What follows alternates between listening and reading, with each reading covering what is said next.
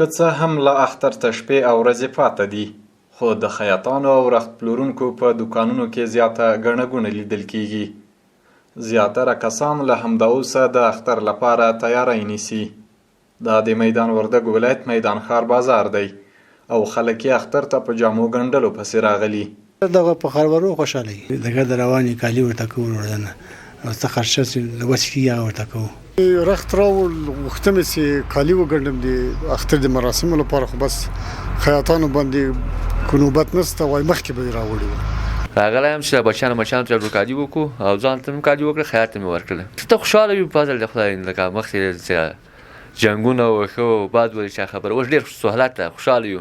بلخوا د دغه ولایت خیاطان او رخت پلورونکي وایي د جامو ګنډلو لپاره مو شپه او ورځ یوه کړې او کارونه مو په دغه میاشت کې تر بل هر وخت ښه شوي. زیاتوي چې په دغه میاشت کې سلګونه جوړې جامې ګنډي.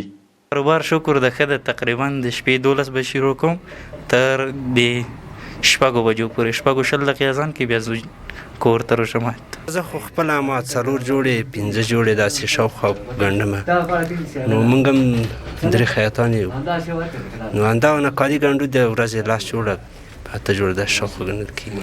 ډیری خیاطانو د جامو اخیستل بس کړي، وایي نشي کولی چې له اندازې زیاتې جامې وګنډي او ډاډ ورکوي چې په دغه مبارکه میاشت کې د خلکو اقتصادي حالت ته په کتو یې زیاته اندازه مراعات کوو تر څو اختر په خوښۍ تیر کړي.